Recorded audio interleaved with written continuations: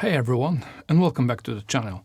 Today I want to talk about something that's been bugging me for a while. The Panasonic LUMIX S system.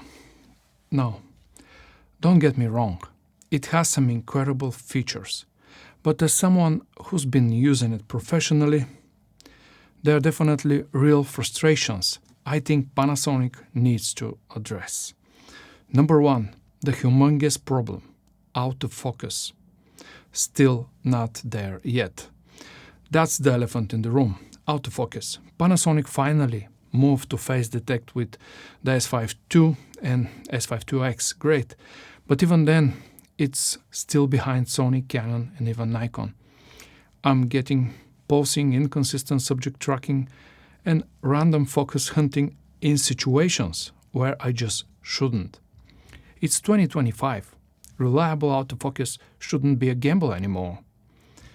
And to be completely honest, Panasonic's autofocus for still picture is an absolute nightmare. I don't want to go too deep into this, but I used to use Canon EF lenses with my Panasonics, and I thought that with a native Panasonic glass all will be different. Well, it is not. Actually, in video, the autofocus is super nice and almost perfect. But in stills, it's a nightmare. On a wedding day, you have 1 to 2 seconds per picture, and for some reason, the Panasonic EF starts to lose ability to focus with no obvious reason. I'm speaking for low light situations, of course. During daylight shots, AF is instantaneous.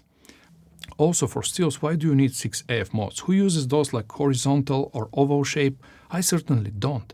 I want the pinpoint in the center, and that's it. But I can't use it at all because it zooms. Who invented that?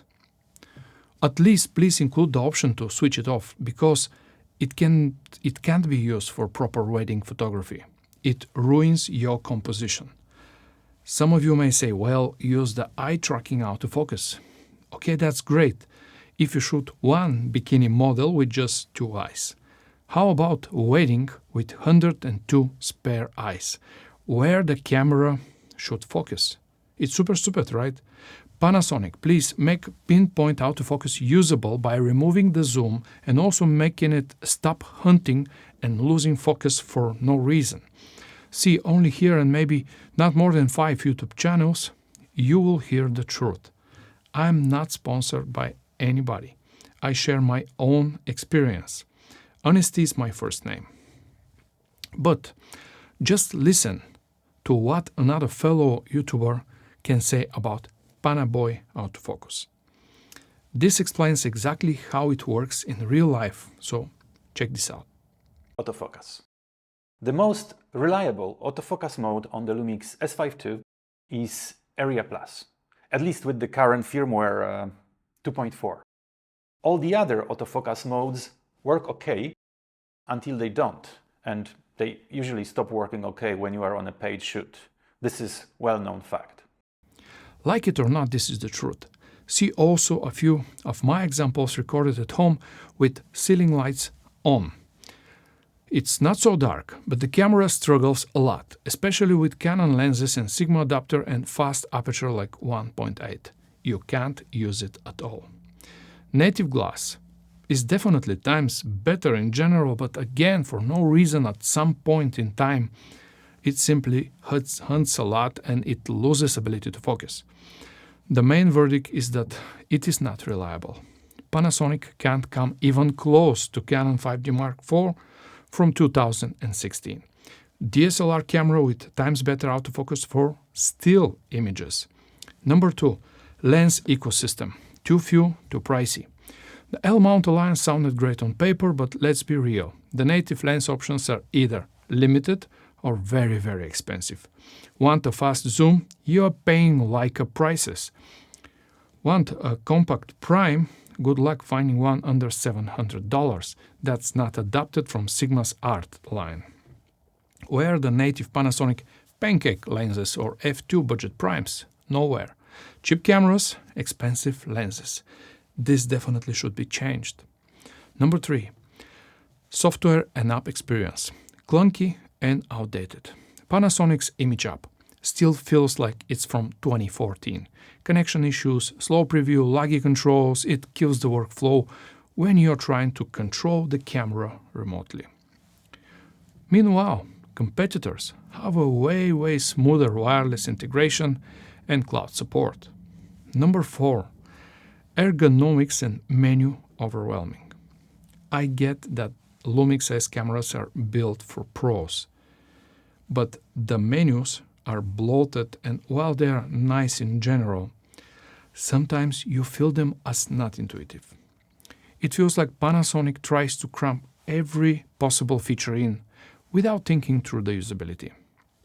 Sometimes I just want to change the setting quickly without digging 5 layers deep or Googling what shutter disp even means. Number 5. Color science still need work. Calm down. I know that the V-Log is stunning for grading. But straight out of the camera, colors? Meh. Skin tones still lean green, yellow or magenta in weird ways, and you need to really tweak the profiles or shoot raw to make them look natural. Compared to Canon or even Fuji, Panasonic's color rendering still lacks that organic punch. I know that the Sony is even more yellow and orange, funky colors than Panasonic. I know, but this is the case. Look, I want to love Lumix S system, and I still do. I continue using the brand simply because of the outrageous Canon pricing and company decisions lately by blocking third-party lenses and even more expensive lenses for RF mount. Like you see here, I'm using two S-bodies, S5 Mark II and S1, the OG version. Even the MFT camera that is filming me now is also Panasonic GX80 with just manual focus. Because at that time, Face Detect AF was just a dream for the brand Panasonic. The build quality of Panasonic is amazing. Internal RAW is a huge win. And image quality definitely can be stellar, no question about that. But Panasonic needs to fix some core usability issues if the developers want to stay competitive. Here is my discovery.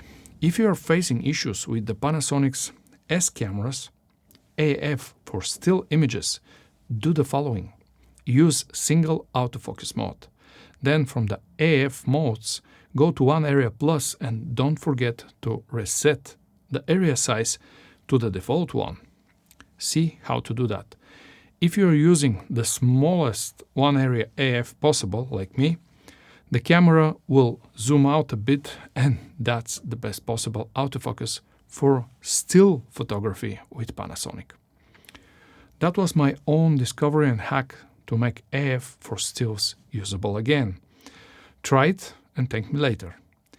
Maybe in your corner of the world, customers are keen to pay $3,000 per wedding day, and Canon can be a good choice for you. However, here in Eastern Europe, Bulgaria to be more exact, the charge for a wedding day is sometimes less than $500 or $400. So for that, Panasonic is absolutely great alternative to other three brands like Canon, Sony and Nikon. And lastly, number 6, speed light problems. TTL or through the lens metering on this camera is a joke. See my example. This should be a correctly exposed image. Terrible, isn't it? To expose correctly S1 or S5 II, you need to give flash exposure compensation to +2 stops and camera exposure compensation to +1 stop. Only then you'll have more or less proper lighting for your pictures. This is so frustrating that I'm considering buying an old Canon camera only for stills and to keep these Panasonics for video only. And right before closing this episode, just to mention one other positive thing that has nothing to do with the cameras. If you are lucky enough to live in the UK, do not hesitate to contact Park Cameras. Their website is www.parkcameras.com. What to say about them? My experience was the following. They are super friendly, responsive, helpful and polite. And I will definitely be their customer again. Superb customer service. Guys, you have my 5-star ranking. Thank you from the bottom of my heart. And just to know, they didn't pay me to say this. And they even are not asking me to do that. That was only my idea after being their customer. There you have it, friends. My video dedicated to user frustration that every Lumix user will face 100% guaranteed. Let me know your thoughts in the comments below. Are you using a Lumix S camera? Are you as frustrated as I am? Or am I missing something? Also, don't forget to like, subscribe, and hit that bell icon to be notified for my next video. Here, we discuss many topics from photo, video, and DJ topics as well. From me, Nico, be positive, smile some more, and I'll see you in the next one. Peace.